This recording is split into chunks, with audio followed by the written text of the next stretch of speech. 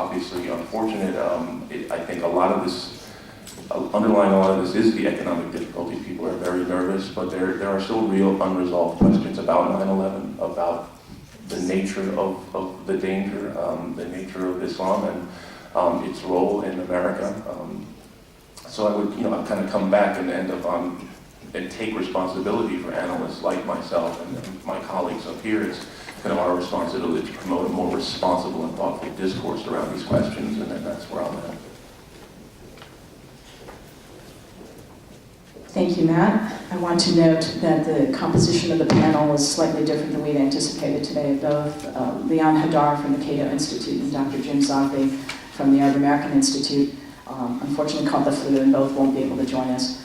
So just with that, I want to introduce Suhail Khan, who's a senior fellow at the Institute for Global Engagement. Thank you, Suhail.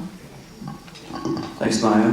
Thanks to AAI and MPAC and others who have come together to convene this important discussion. Thanks to all of you for coming this morning.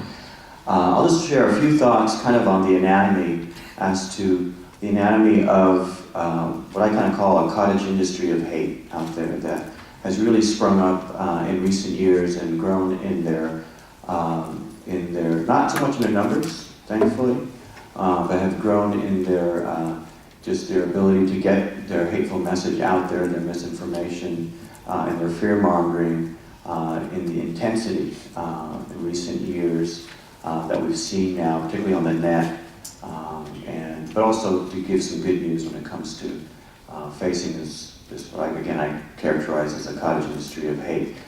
Who are they? Well, as Matt pointed out, you have folks like Frank Gaffney, the Center for Security Policy. You have people like David Horowitz, Robert Spencer, Andrew McCarthy, Pam Geller. It's a real small group, but they've kind of formed a very cohesive network that has kind of parceled out different kind of chores when it comes to each kind of facet of this work. So you have Frank, who purports to be a national security expert. You have Andrew McCarthy, who kind of brings in the legal side of this. Robert Spencer, who has no training in Islam or any knowledge, comes out to try to be the expert on Islam itself and throws up a lot of different verses and instances about Islam, the faith. Pam Geller is kind of the blogger on the ground. David Horowitz is the ex-communist who's now seen the light, who's come out to sound the alarm bells first about communism and now about the threat of Islam. So these are the individuals that are out there, and then there's some other kind of second-tier writers who write about this stuff. They take the research, and I use that term very loosely, that is provided by folks like Frank, who spend hundreds of thousands of dollars going into videos and tapes and statements and cutting out pieces and trying to piece together a narrative that is very compelling on its face, but when you bother to, for example, read a speech or read a statement, just the other day there was a J Street conference that's going out here in Washington, D.C., and one of these guys was out there tweeting that this is a pro-Hamas conference. I mean, you can have a difference of opinion on J Street, and that's what's great about Washington, D.C. and democracy. But to characterize J Street as somehow pro-Hamas just kind of shows the ridiculousness of these guys. I was first accused of being Al-Qaeda when I was serving in the White House. That didn't have any mileage. Then I was accused of being a Saudi operative. Nobody really believed that. Now, because of what's going on in the news, I've suddenly become Muslim Brotherhood. I'm waiting to become associated with KFC because I do like fried chicken. But that's who they are.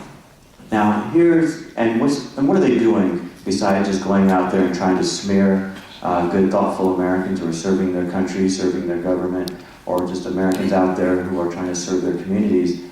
What they're doing is trying to really minimize the ability of Muslim Americans, Arab Americans, and others to have a voice in their government. That's the end goal. That's the goal that they have.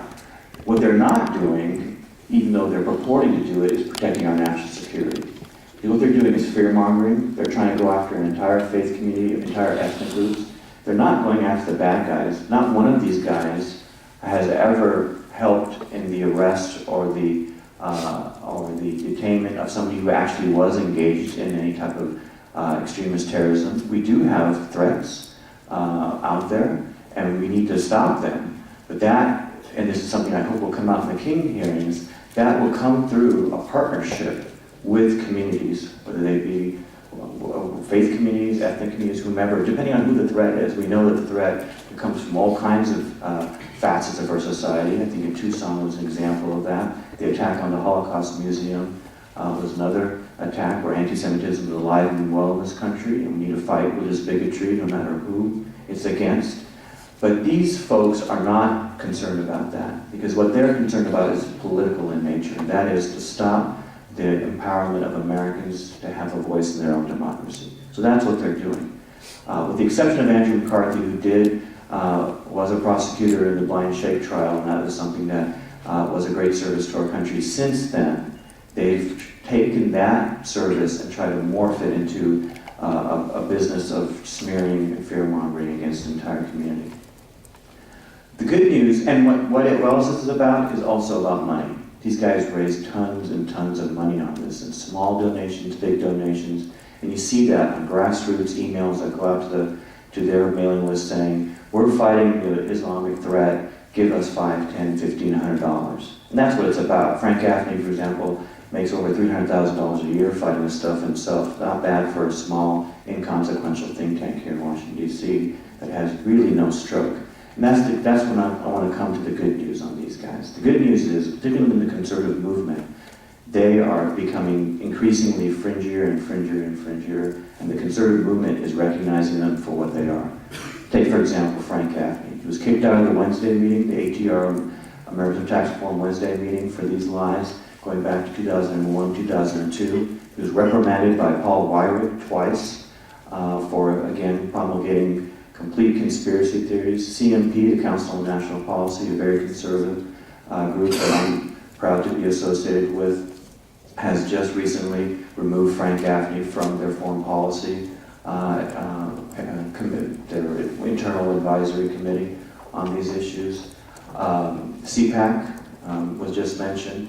Frank was quietly, after years of having spoken at CPAC, was quietly told that he won't be coming back ever again last year, and more vocally this year. And that's why you saw a spike in the attacks on Americans, because it's, one dirty secret about me, I was a nanny in college and took care of 4 kids. And one thing I know about kids is they're the most obnoxious and loudest right before you put them to bed. And these guys are fighting and being loud because increasingly the conservative movement and the American society is rejecting conspiracy theories, falsehoods, and fear-mongering because that they know that's not American, that's not fairness, that's something against our principles of preserving liberty and freedom and the American Constitution. And I'll end that the answer in responding to these guys is really free speech, the First Amendment. Not only free speech when it comes to religious practice and protecting religious practice for all Americans, regardless of our faith traditions, but also meeting hateful speech with honest speech and dialogue and discourse. And that I have confidence because we've seen this movie before, whether it was the attacks on Jewish Americans during the Red Scare, on Catholics, on Japanese Americans during World War II, on African Americans, and so many others. Catholics went through a horrendous experience for the Italian, Irish, and others, whether those times were long and protracted or short in duration. In the end, American society has risen above that because we are a fair society. We cling to our Constitution as a cherished principle document. And I'm confident that, again, this period right now of intensity towards the Muslim American community will abate, and we'll see that we're all Americans, that we do have challenges, including threats, that we need to face those threats together as Americans, and in the end, we need to preserve liberty. Thank you. Thank you, Suhail. Next, we will hear from Deepa Iyer, who's Executive Director of the South Asian Americans Leading Together, SAALT. Deepa, thanks so much for being here. Thank you so much, Maya.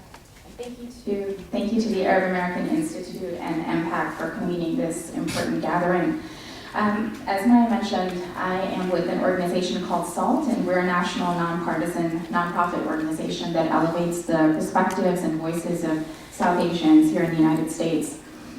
I've been asked today to speak specifically about the impact of Islamophobia on communities, and in doing so, we'll draw upon our work with our 42 partner organizations in local communities around the country.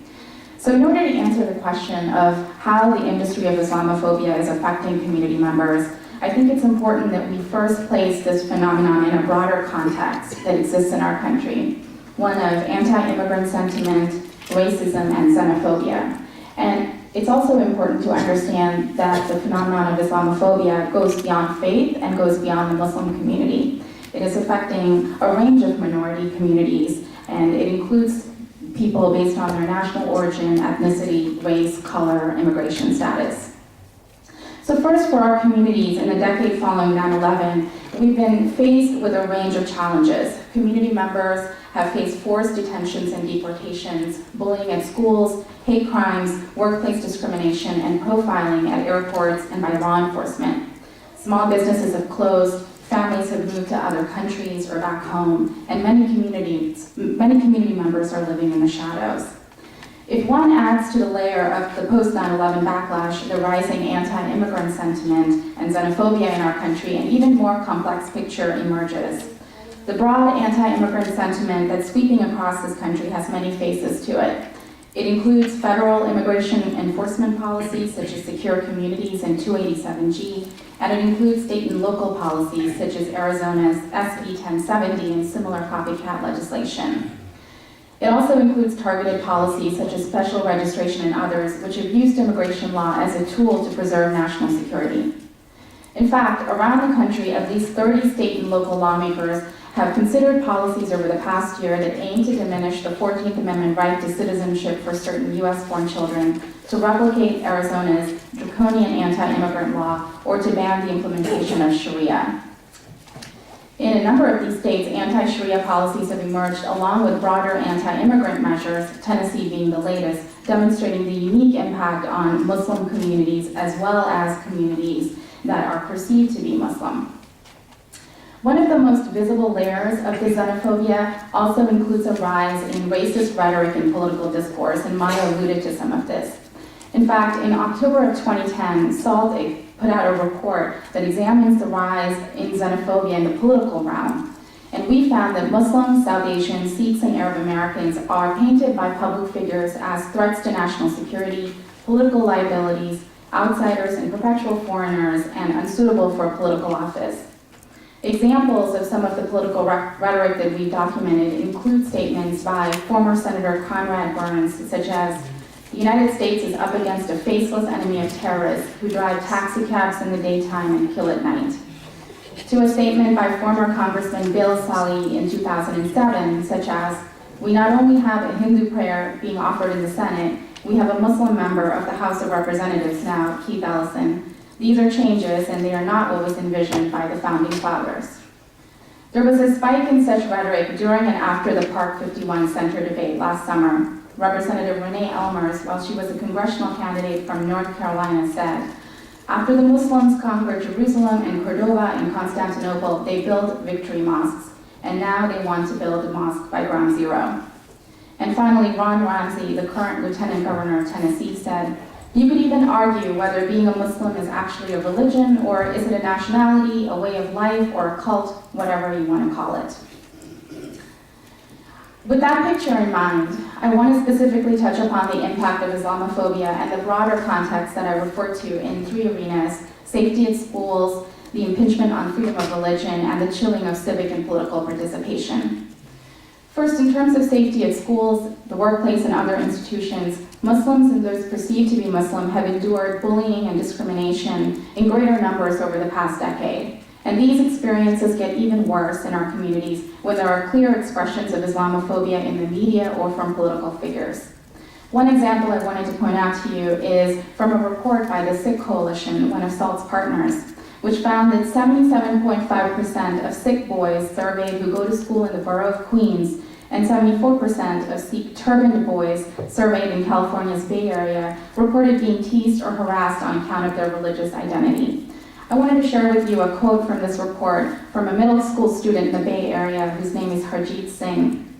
Starting from the beginning of the school year, he was called a terrorist, had his patka or religious article ripped off his head, and was physically threatened. He says, "This past year on September 11th, they made fun of me all day. They were calling me a terrorist and other stuff. They ask me, were you born on 9/11 holding a rocket launcher? If I tell, they're going to hurt me, and if I don't tell, they're still going to hurt me. They're going to use vocal words instead of hands, fists, and buttons. And that's from a middle school student. This expression of feeling unsafe reverberated even more significantly during and after the Park 51 controversy. Community members were assaulted, including a Bangladeshi cab driver in New York City, Ahmed Sharif, whose throat was slashed by a passenger who asked if he was Muslim right before the attack, and a turbaned Sikh convenience store employee near Seattle was punched in the head by a customer who said, "You're not even American, you're Al-Qaeda, go back to your country." In fact, SAALT has documented at least 23 incidents of bias that occurred in the immediate aftermath of the Park 51 controversy. In addition, with the vandalism of mosques in New York, Tennessee, and California to the proposed Quran burnings last summer, many community members feel unsafe practicing their religion in their own faith institutions. As recently as January of this year, a Southern California man was arrested in a car with explosives outside one of the nation's largest mosques in Dearborn, Michigan. And finally, the climate of Islamophobia can chill civic and political participation among Muslims and other community members who are worried about being perceived as national security threats or outsiders. This could mean that community members do not feel comfortable or safe exercising their right to vote or to engage in political speech. It could mean that candidates from our community seeking public office feel that they're exposed to a higher level of scrutiny just by virtue of their ethnicity or religious affiliation. At policy levels, the climate of Islamophobia can foster negative policies that will further isolate and marginalize our communities. These could range from the sanctioning of profiling to other initiatives that target our communities. We believe that Congress has a role to play in stemming Islamophobia and xenophobia in our country, and we offer a few recommendations, including the importance of denouncing Islamophobia and xenophobia when it occurs, especially in political contexts. And I ask you all to refer to this report that we released, which is back there, to see the range of comments that we've been tracking when it comes to xenophobia and political discourse. With the upcoming hearings that Maya mentioned that are being convened by Representative Peter King, it's an important opportunity for congressional members to make it clear that such a focus on one faith-based community is unfair and contradicts our nation's values, and especially as we are nearing the 10-year anniversary of 9/11. Finally, implementing legislation that will be positive for all communities, including several that will hopefully be reintroduced in Congress this year, such as the Workplace Religious Freedom Act, the End Racial Profiling Act, and the Safe Schools Improvement Act is critical. For Muslims, South Asians, Sikhs, and Arab Americans, as well as those perceived to be from these communities, the climate in our country today poses significant problems. But we also believe that our country's fundamental values, justice, equality, freedom of expression, and religion can be preserved and strengthened if we push back against all forms of discrimination, wherever and whenever they occur. Thank you. Thank you so much, Deepa. I'm going to take the moderator's prerogative here and ask that we perhaps take a few questions from Matt Duss, who has to actually leave us a bit early today. To raise a question, please raise your hand. I'll call on you, identify yourself and your office, and if I can ask that congressional staffers perhaps go first. I know we have a mix of audience members. If there's a question that anyone would like to pose to Matt before we lose him.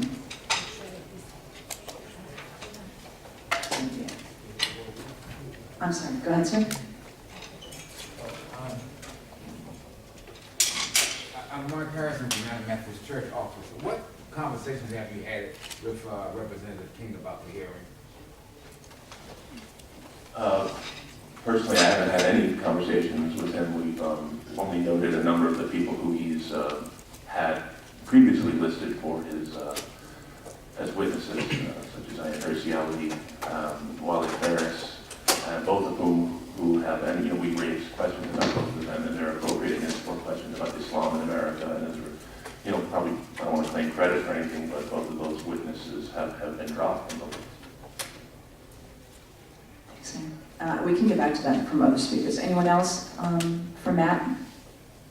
Gets to stay for a few more minutes, but excellent. Let's move on. Our next speaker is Alejandro Beutel, who's the Government and Policy Analyst with the Muslim Public Affairs Council. Can everyone hear me? Can everyone hear me now? All right, thank you very much, Maya. I'm Alejandro Beutel with the Muslim Public Affairs Council. It's a real pleasure to be here today. What I'm going to specifically talk about now, everyone here has mentioned a different facet of Islamophobia. and in particular Suhail had broadly talked about a cottage industry.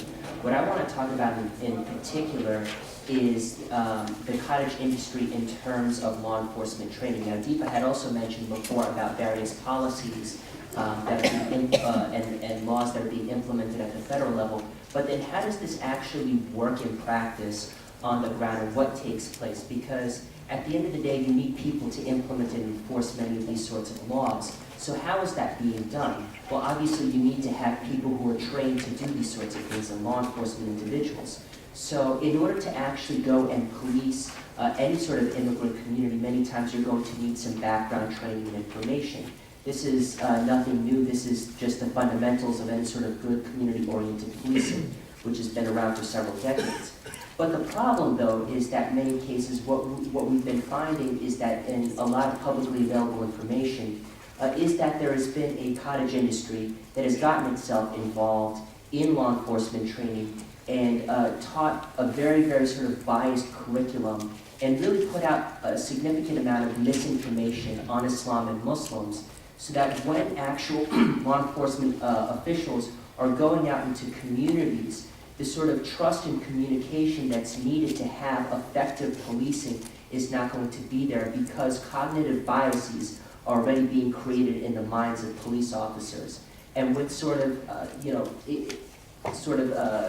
existing communication gaps that need to be bridged, particularly in a post 9/11 society, having this sort of bias in law enforcement training is deeply counterproductive, and many times the content of it actually ends up being downright un-American. And so part of the problem is that a lot of this is also being sustained on the taxpayer dime.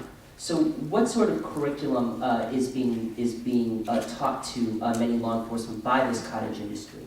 Well, really, I look at it in terms of three themes based on the information that's out there. The first theme is really that Islam is the enemy. And so when we're talking about Islam as the enemy, we're not talking about focusing on the bad guys, focusing on violent criminals, as Suhail has mentioned. What we're talking about is the demonization and criminalization of an entire American faith community here in our nation. Okay, so we're not looking at, for instance, violent extremists who are looking to do our nation harm, but instead it's people who make the argument that Islam is the enemy, is that the religion itself is inherently violent, and therefore you have to be on guard against all Muslims because you never know when they're going to go jihad on you. That's essentially part of the argument that's made. And so, for instance, you'll have a number of trainers who will suggest, one of them is Walid Shobat. Walid Shobat is a former self-described former terrorist, and now he's a Christian convert who has suggested that Islam itself is a fake religion of, quote, the Antichrist, and implies that Muslims, quote, bear the mark of the beast, end quote. I'm not making this up, these are actual quotes. Another example is someone who is a self-styled Muslim reformer. His name is Tawfiq Hamid, who has claimed in the past that the Quran and the vast majority of Muslims are, quote, against any peaceful understanding, and that they prefer this violent traditional teaching of Islam, end quote. So this is the sort of cognitive biases that are already being taught in a number of seminars around the country. And so a number of these people, for instance, have claimed that they've taught as many as 20,000 law enforcement officials within 5 years. And out of a total of 800,000 local and state law enforcement, that's a significant chunk of our law enforcement and police officers here trying to protect our country. The second sort of theme is looking at stealth jihad, and I know that Matt has already sort of touched upon it, really sort of looking at this idea of the creeping Sharia argument. The only thing that I'd really sort of add to it is that when you're looking at it in historical perspective, is that it really parallels in many ways sort of the McCarthy-like themes of this sort of subversion, and it's really replacing, instead of the communist threat, it's now being replaced by the Muslim threat, not even Al-Qaeda violent extremists, but the Muslim threat and the implementation of so-called Sharia upon our nation. Just as a small aside, by the way, in terms of clarification of terms, is that for everyone's edification here, Sharia itself is a set of broad moral principles similar to what you may find within the Judeo-Christian tradition. What I think a lot of people may have questions about is really what would better be termed as fiqh, okay, which is really Islamic jurisprudence, and one that's been badly interpreted at that. So there's a difference here, and also that a lot of Muslims themselves have been very, very concerned about the sort of extremist fiqh that Al-Qaeda talks about, because that ends up harming Muslims more than anyone else. For instance, the West Point had a study out in 2009 where it showed that Al-Qaeda's victims were 85% Muslim. So just to give you an idea of where the actual sort of facts on the ground really lie. The third sort of theme really is what other people have now called lawfare. In lawfare, this has especially been espoused a lot by Andrew McCarthy from the National Review. Essentially, the idea, though, that Muslim organizations and Muslim communities are trying to use our democracy against itself and use the legal system against itself, where they're trying to allegedly shut down free speech when they're filing lawsuits against discrimination or when they're advocating for things such as the Workplace Religious Freedom Act. Of course, the irony is that the very people who are accusing our community organizations and communities of shutting down free speech are actually advocating for the very types of policies and mindsets that would basically deny any sort of meaningful access and ability for Muslim Americans to participate in our society like any other faith-based or any other community group here in America. So that's a little bit about the themes, but what about the actual people then who are teaching some of these things? Well, part of the other interesting thing, and there's a recent article that just came out today actually by the Washington Monthly, where it looks at this cottage industry of law enforcement trainers. And one of the interesting things that they find is that there is actually the credentials of a lot of these individuals tend to be very, very spotty. And I'll just take a look at two people. The first, again, is to sort of return to Walid Shobat. Now, as I mentioned before, he's claimed that he was some so-called former jihadi who was with the PLO, and that he was involved in a number of attacks and killed hundreds of people in the Middle East. But when people started digging up and looking at his background, interestingly enough, one of the most interesting sort of investigations was by the conservative-leaning Jerusalem Post. And so this looked into one of his particular claims where he had allegedly said that he was involved in planning an attack on Israel's national bank, Bank Leumi. But what they actually ended up finding out was that no such thing had ever actually occurred. So there seems to be a bit of a disconnect between what his actual stated credentials are and what the investigations by a lot of news reporters seem to be finding. One other person worth looking at is John Gidduck, who wrote a lot about terrorism in the Caucasus. Just to briefly look at that, he claimed that there were, for instance, making a claim that he had trained with Russian special forces, Vityaz and Rus. But again, the Washington Monthly had actually gone and interviewed the officials from Vityaz and Rus, the Spetsnaz special forces in Russia. They never even heard of the guy, or in one case, they said that, yeah, he did some training, but it was more on just commercial sort of stuff. He never actually did any sort of counterterrorism things. So to sort of conclude, what are the actual effects of this sort of training? Now, as I mentioned before, it's very counterproductive. Again, when reaching out to communities, it sows a lot of distrust and creates cognitive biases, because when you're reaching out to communities, you have to know that you can rely on them and actually reach out to them to help you in your everyday sort of policing. But by putting out this disinformation and spreading falsehoods, that already is going to undermine the necessary trust that's needed to keep our nation safe. And just a quick sort of statistic that I want to end on. Our organization, the Muslim Public Affairs Council, has been tracking terrorism since 9/11 across the ideological spectrum, including looking at Al-Qaeda. One of the interesting things that we found was that since 9/11, 2 out of every 5 Al-Qaeda-related plots threatening the United States has been foiled with the assistance of Muslim communities. So when we're looking at things like, for instance, the Times Square bomber, where the Senegalese Muslim vendor had spotted the suspicious car, or the Virginia 5, where the concerned parents had come in contact with law enforcement officials, or even the most recent case with the so-called Oregon bomber plot, again, where the father had contacted officials because the son had indicated criminal and violent intent. These are all examples of where Muslim communities have been not only willing but very active partners on the front lines to keep our nation safe. So by sowing that distrust with these biased law enforcement trainings, you're not only creating unnecessary tension with communities, but you're not even addressing the real criminal threat. Instead, you're looking at people's beliefs, which has nothing to do with getting the bad guys at the end of the day. So I'll end there. Thank you very much. Thank you, Alejandro. Next, we will hear from Max Blumenthal, who's an award-winning journalist and best-selling author. Max, thank you so much for being here today. Thanks for having me on here. It is on. Can you all hear me, or is that okay? Yeah. Is there any possibility? Hello. There you go. In stereo. I don't know if there's any possibility of getting water up here. Going last, I kind of have a dry mouth.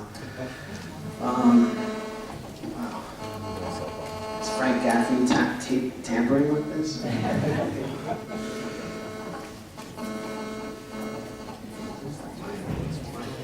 I think that's last year. Yeah. Okay.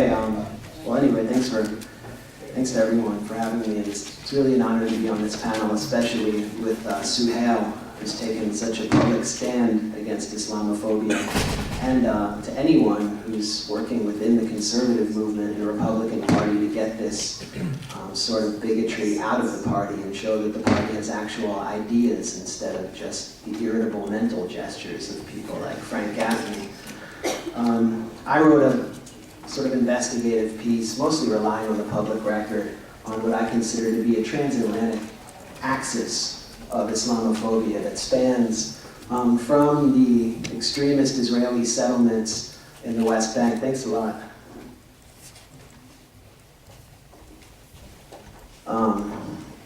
To Europe, to the United States all of a sudden. And I wanted to kind of trace this to its roots in the United States, talk about who some of the main players are and who the funders are. Beginning, I guess in the 90s, with Stephen Emerson, who is a self-styled terror expert. I think one of the first people who started briefing law enforcement until he's done it. I mean, he's basically been discredited. I was at the Daily Beast when they were publishing him, and Tina Brown will no longer publish his pieces. They were just too ridiculous. And also there's been a sort of scandal revealed by the Tennessean about how he pays himself through nonprofit donations. That's really worth reading. Emerson's documentary, Jihad in America, which was aired by PBS, was I think the first time Americans on a widespread level were confronted with the notion that there were terror cells operating within their communities. And it ends with him standing in front of the World Trade Centers, comparing Islam to Nazism. Actually, Emerson has no expertise in Islam, no academic credentials, does not speak Arabic. His PhD thesis was on the rise of Nazism in Germany. Emerson falsely blamed the Oklahoma City bombing on Muslim terrorists. And what this showed us is that he was looking for a spark. He was looking for a trigger to bring this campaign to a national audience. 9/11 should have been the spark, and to some degree it was, but as I'm going to demonstrate, it really was the election of Barack Obama that brought this to the fore. Let's start with some of the funders of this movement.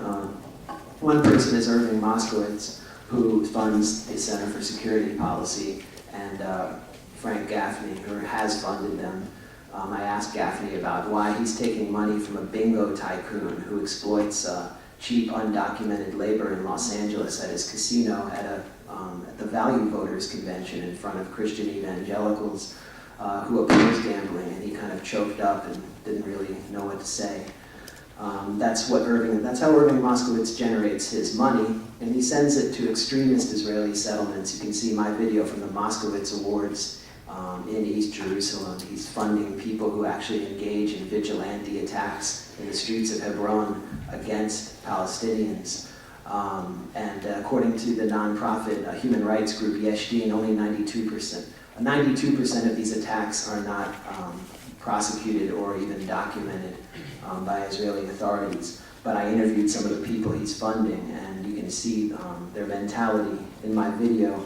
Another person, and also Moskowitz, is very close to Benjamin Netanyahu and is a big funder of his campaigns, is another person I've noticed who's at the heart of this network, is lesser known. His name is Aubrey Chernick, who operates the Fairbrook Foundation out of Los Angeles and runs a security firm called the National Center for Crisis and Continuity Coordination. It would make sense that he might want to ramp up a fear of Islamophobia if he's running this sort of consulting firm. He's a former trustee of WINEP, the Washington Institute for Near East Policy, which is sort of has been sort of the in-house think tank of AAPAC, which is the arm of the Israel lobby.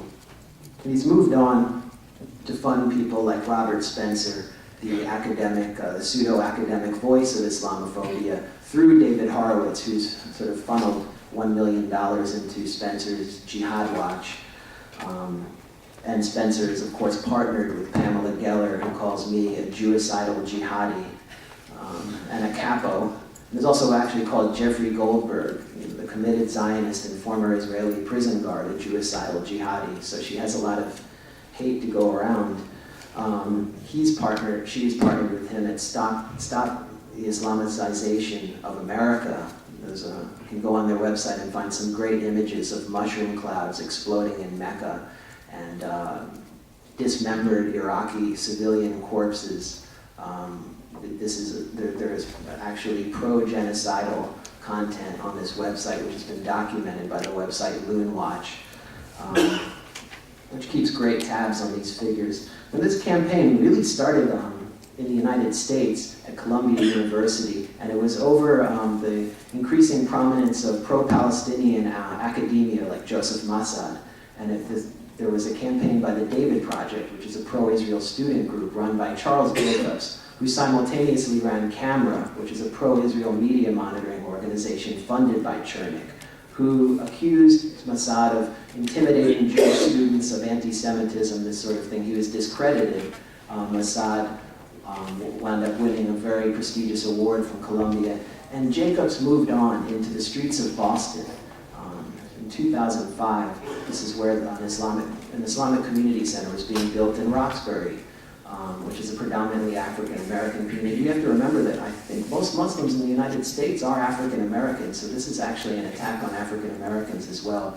And what Jacobs did was partner up with people like Steve Emerson and Jeff Jacoby, the neoconservative columnist for the Boston Herald, or is it the Boston Globe, and actually generate a campaign of smears against this community center, accusing them of taking money from Wahhabi sources and the Muslim Brotherhood. This is one of the first times we started hearing this kind of rhetoric. They failed to stop the construction of this community center, but what they did was move into a community where people of faith, Jews and Muslims, Christians, got along pretty well, and they began to tear people apart. The community center has been built. There are no terror attacks. There's no Muslim Brotherhood there. Everybody's happy. So they moved on into my community, into Brooklyn, where a woman named Debbie Elmantasser, who is a veteran Yemeni-American educator, was opening an Arabic language school called the Khalil Gibran Academy, which was a secular school that just was going to also teach Arabic. And they began accusing her of having terrorist ties. They had started a campaign called Stop the Madrasa, and this is where Pam Geller came into the fray. She demonstrated through her blog great effectiveness in bringing together extreme elements for these rallies. And when you started to see the signature list of people, Daniel Pipes, Frank Gaffney, and Christian Zionist figures, It was sort of a laundry list of the emerging network of Islamophobes, these petitions against the construction of the Khalil Gibran Academy. They wound up ousting Al-Muntasir, who had this great record of interfaith activism, who was even working with the Anti-Defamation League and was friends with Abe Foxman, who worked with law enforcement, through this smear campaign, and weakened the school. So they demonstrated their capacity to do a lot of damage. At this point, this campaign began to move across the Atlantic through an alliance between Pam Geller and Anders Gravers, who was running Stop the Islamicization of Europe, which inspired her and Robert Spencer's group, Stop the Islamicization of America. Gravers' motto is racism is the lowest form of human stupidity, and Islamophobia is the highest form of human reason. So he's pretty open about it. He was basically a street thug who was campaigning against mosques and intimidating Muslim immigrants in the streets of Denmark, and he had a great effect there. Now another trend that I noticed was in Great Britain, where the British National Party, which had traditionally been a whites-only, far-right party, filled with soccer hooligans, neo-Nazis. It was anti-Semitic. Its leader, Nick Griffin, had actually palled around with David Duke, the world's leading anti-Semite, and they saw that this wasn't really working, that they had to target Muslims because Muslim immigrants were moving in. This was a great strategy for getting working class votes. And so the British National Party actually endorsed Israel's assault on the Gaza Strip in 2008 and 2009, when they had previously been sort of anti-Israel, and began taking on a pro-Zionist tone.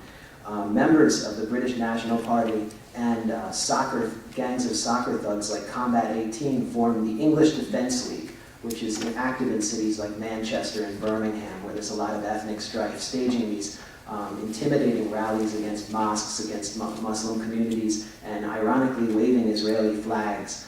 They are endorsed by Pam Geller, who's attempted to raise awareness and support for them on her blog, and they are major supporters of Geert Wilders, who is the world's leading Islamophobe and the most dangerous person I'm going to talk about today, because he has enormous power in the Netherlands, where his party, the PVV, which is an open Islamophobic party, and he routinely calls Islam a retarded religion, calls Muhammad a pedophile, has called for a head rag tax on Muslim women. This is the kind of rhetoric he's using openly. And the governing coalition meets with him every Wednesday and basically asks, what do you want us to do?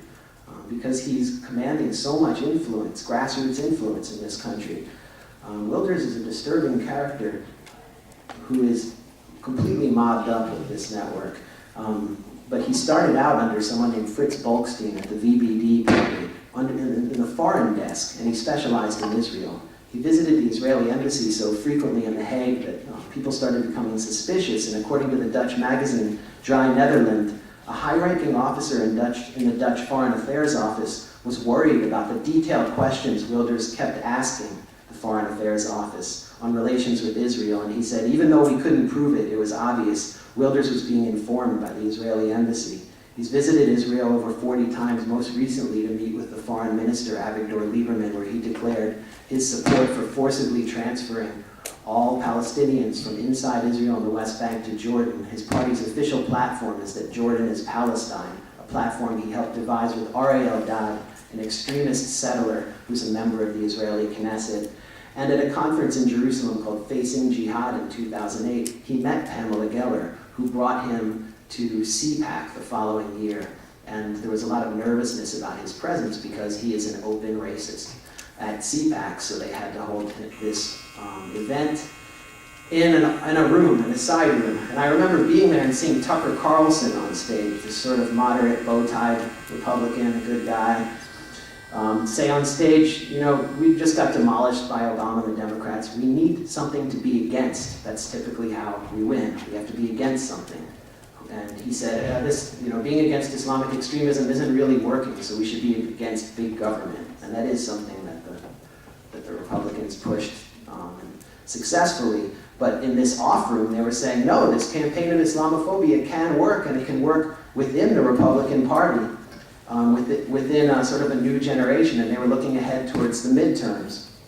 And they realized that Obama has an Islamic name, and that this can work against him too. At this point, in a poll I saw, I think by Rasmussen, 50% of registered Republicans believe Obama is foreign. So this campaign that they've been running against him is having an effect. The campaign of Islamophobia and this network really came together with this. It built to a zenith with the Park 51 controversy, which was unfortunately endorsed by mainstream Jewish groups like the Anti-Defamation League, which is funded by Aubrey Chernick. And leading Republican candidates began to espouse the same rhetoric we were hearing around this campaign. Of course, no one said, well, I'll move forward.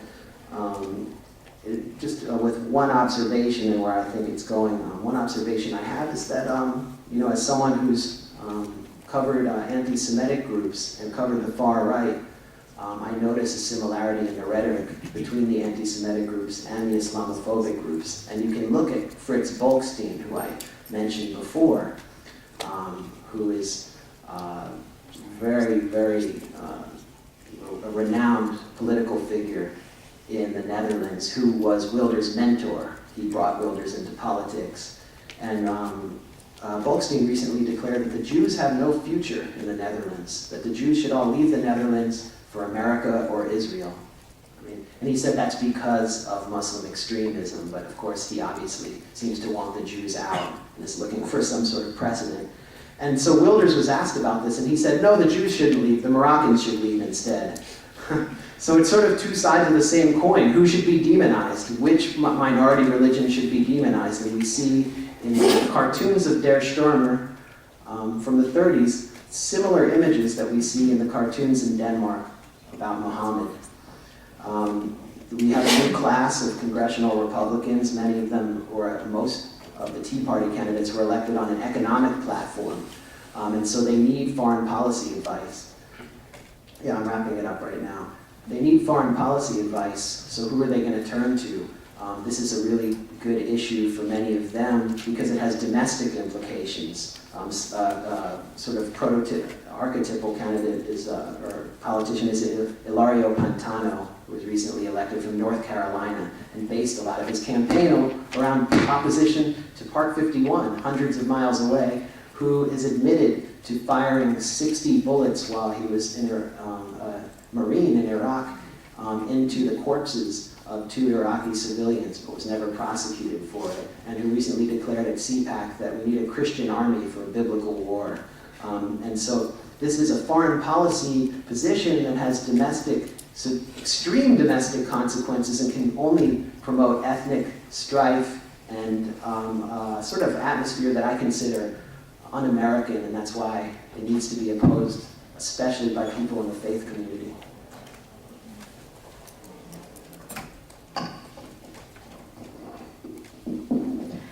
Thank you very much, Max.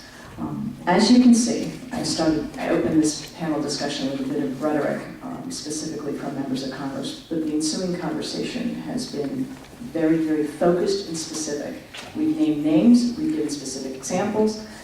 The point of this is that is what we need to highlight both for a congressional audience and a broader audience here in the United States. The need to understand this as an industry with very specific political objectives. I want to open this up at this time to questions and answers. If I can have you simply identify yourself and then pose the question. There, please. Sam Abdul Maqsood with the Egyptian American Community Foundation. And here my question for the panel. What kind of a role do you see for Muslim communities to play against this hate, discrimination, and intolerance, especially when we are fighting or struggling against powerhouses with, as you said, maybe small groups, but they are powerful with money and media behind it. Thank you. Suhail? I think it's, we have the truth on our side. So I think there's a couple of things that I think are very effective. One is getting out there and engaging and telling the story of who we are as an American community. Second, where there are examples of people that we need to stand against, and when we do that, do it vocally. So as was pointed out by Alejandro, the majority of the terrorist plots that involved people who were doing that in the name of Islam were foiled with help from the Muslim American community, or Muslim community in general, including the Christmas Day bomber. The father was the person who alerted law enforcement that my son is doing something that's going to be possibly violent. So that narrative needs to come out. And finally, I would say, something that I do in my work, and that is standing against religious bigotry, period. I just led a delegation of faith leaders to Auschwitz and Dachau last August to stand up against the anti-Semitism that is rising in Europe and even here in the United States. And I think it's important that we stand on principle against religious bigotry, no matter who the victims are, as a group, as a people of faith, whether we're Christian, Muslim, or Jewish, or other faith traditions. We stand together against bigotry. This is something that has happened in the past. We've overcome it, and we'll overcome it again. But we need to do so together as Americans. Sure. Thank you. Well, I think that, I think the most important thing that we can do as communities, as Muslim communities, communities that are affected, or allied communities, is to get engaged to the extent that it's possible. Everything from engaging in interfaith dialogue to community organizing to community storytelling, as Suhail mentioned, to speaking out in the media. There have been many Muslims who have been able to send letters to the editor, get them placed with respect to the upcoming King hearings that are happening. So to engage to the extent that it's possible is absolutely important. I also think it's important for those of us who might not be Muslim to also engage and to speak out, understanding that many of our Muslim brothers and sisters might be feeling unsafe in this political climate. And so it's absolutely important to kind of build those bridges and do what we can to step up and speak out. Thank you, Deepa. We had another question right here in the front. Go ahead, sir. Sorry for being rude in the back. My name is Gail Muhammad, and I don't represent any organization. My question, and I guess Alejandro brought it up earlier, and I'm going to leave with an analogy.